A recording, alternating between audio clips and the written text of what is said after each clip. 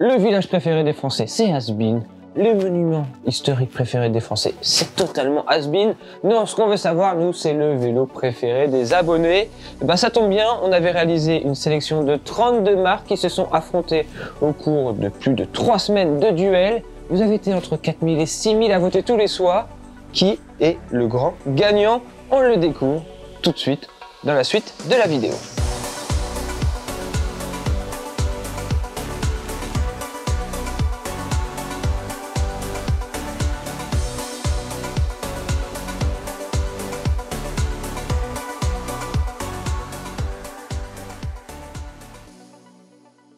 On va donc revenir sur plus de 3 semaines de compétition où vous avez pu suivre les résultats tous les jours si vous avez suivi sur les stories Instagram. Si vous ne me suivez pas encore sur Instagram, c'est pas bien. Hop, je vous mets le lien là. À vous de jouer pour les prochaines élections que je ferai dans ce sens-là. Et donc, vous avez pu suivre tous les résultats des 16e, des 8e, des quarts, mais vous ne savez pas le résultat final. Et c'est bien ça qui va nous intéresser aujourd'hui dans cette vidéo. Mais revenons un peu tout de même sur ces fameux duels. Comment ça s'est détaché? Quelle marque a su s'imposer face à d'autres? On revient jour après jour sur ces beaux duels. Allez, let's go! Alors pendant les 16e de finale, c'est vrai, vous avez été très nombreux à me dire « Mais Cédric, c'est ultra facile de choisir entre les deux marques. » Ouais, mais attendez, ça c'était pour les 16e, car vous verrez qu'au 8e, les scores sont nettement plus serrés. Premier duel lors de ces 16e de finale, la machine les a tirés au sort, Bianchi face à Factor, avec d'un côté le Alltrail XR4 et de l'autre le tout nouveau Ostro VAM. Bon bah forcément Bianchi a son histoire, il a cette fameuse couleur qui plaît à tous. On a donc un score de 62 à 38, voilà pour ce premier duel. Deuxième duel du jour, Villiers qui rencontrait Argon 18. Bon là, pas trop d'hésitation de la part de la communauté. Forcément, Argon 18 c'est une marque nettement moins populaire, ce qui en résulte un score assez écrasant de 87% pour Villiers.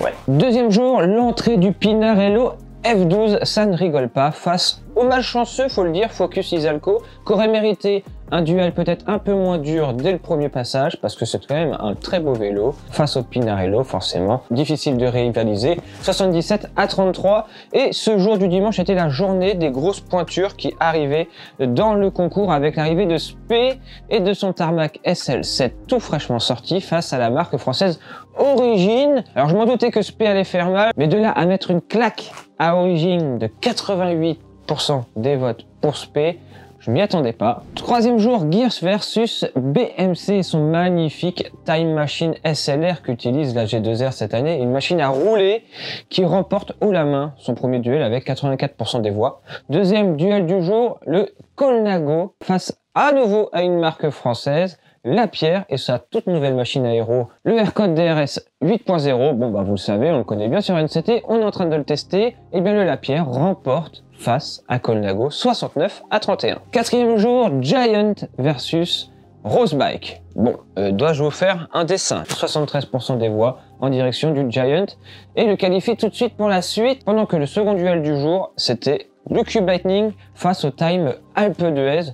Bon, bah le Time Alpe d'Huez prend à nouveau un peu cher, bah peut-être à cause de son prix de vente aussi, hein, et c'est un peu cher. Donc bah 67 pour le Cube, 33 pour le Time. Time sort du concours dès la première manche. Cinquième jour, et là c'est la marque Adris, la marque bretonne Adris, qui certes ne gagne pas son premier duel, mais se défend tellement bien. Pas de chance, ils ont rencontré l'un des plus gros vendeurs de vélos du monde, Merida. Mais croyez-le ou non, ça a été plutôt serré avec un score de 58 pour Merida et 42 pour Adris. C'est une belle performance malgré la défaite, bravo à Adris. Et Orbea affrontait Basso. Bon bah Orbea écrase Basso plutôt, 81 à 19. Entrée en lice de deux mastodontes dans deux duels interposés. D'un côté le français Look 795 Blade RS versus le Eddy Merckx. Et d'un autre côté le Canyon Aerod versus Héroïne HR.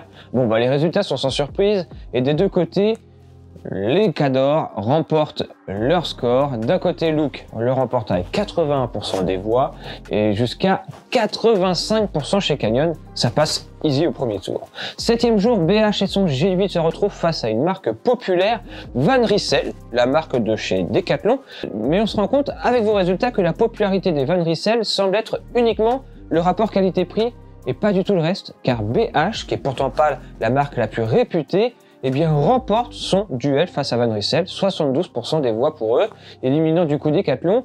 Et d'un autre côté, Cipollini avec son N1K1, ça c'est le outsider, on n'en parle pas souvent, il perd face à Cannondale, forcément Cannondale avec son Super 6 Evo, mais de très peu, franchement, très belle prestation de Cipollini. Parfois il y a des défaites qui sont pas si moches que ça, et ça en fait partie.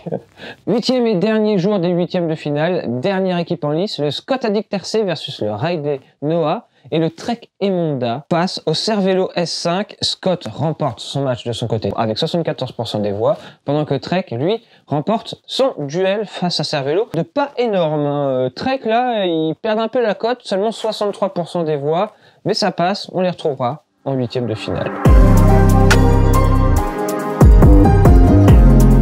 Pour ces 8e, on a décidé de refaire marcher la machine et de refaire un tirage au sort complet des marques qui avaient été gagnantes lors des 16e pour ne pas favoriser le parcours d'un ou de l'autre, comme ça c'est le hasard total. Et bien je trouve que la machine c'est plutôt bien sorti parce que vous allez voir qu'elle a proposé des duels plutôt intéressants pour ces 8e et nettement plus serrés, on va le voir. Alors le premier jour, Cannondale revient sur le terrain, Super 6 Evo, je me rappelle, avec le BH G8, duel plus que serré, encore une fois. Le BH se défend vraiment bien. Bon, il perd 54-46, donc ça passe pour Cannondale, mais de très peu. Et de l'autre côté, un Giant affrontait un autre géant, Scott. Et oui, là ça commence à être serré. Résultat étonnant pour moi, parce que la popularité des vélos Giant sur la route n'est plus à démontrer. Il y en a partout. Ça se vend à l'appel, je trouve. Et pourtant, c'est bien le Scott qui remporte son duel face à Giant, 65-35. Belle performance de Scott. Plus de place à des petits duels en ce deuxième jour de 8e avec une grosse série. Merida Reacto versus BMC Time Machine. Alors moi, là, je n'aurais jamais pu choisir, pour être honnête, donc je suis bien content que ce soit vous qui l'ayez fait. Et vous avez placé vainqueur BMC avec 56% des votes. Pourquoi pas. Et de l'autre côté, Spé Tarmac, le retour versus un autre géant du vélo vendu en ligne. Après avoir éliminé Origin, ils éliminent Canyon. 63% des votes pour Spé face à Canyon, qui pourtant est une marque aussi très populaire. Troisième jour, l'Italie est à l'honneur avec un duel au sommet. Merci les machines de tirage au sort. Bianchi Oltre XR4 face à Pinarello F12 et le score encore plus serré, vous l'imaginez bien. 53% pour Pinarello. 53%, ça c'est pas joué à grand chose.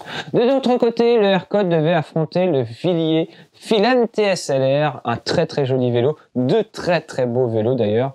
J'espère que j'aurai la chance de pouvoir le tester, ce Filante SLR, parce que je le trouve vraiment très joli. Pas une mince affaire pour la Pierre, donc s'il veut s'en sortir jusqu'en finale, allez le coco, tu vas y arriver. Eh bien, vous l'avez donné gagnant face au Filante SLR. Donc, 55-45, ça passe pour lui. Petite victoire, mais ça passe. Quatrième et dernier jour des 8e avec à nouveau des duels serrés. Look 795 Blade RS versus Trek Emonda. Et là, encore une fois, moi, j'aurais pas pu choisir, vu que j'ai testé le Look 795 et que je le trouve magnifique. Et oui, vous avez décidé de faire passer Look en quart de finale face à Trek, donc Cocorico, 59-41, deux marques en quart de finale, c'est magnifique. Et le Orbea Orca vs Cube Lightning qui se solde par une nouvelle victoire de Orbea, ça passe aussi pour les quarts de finale.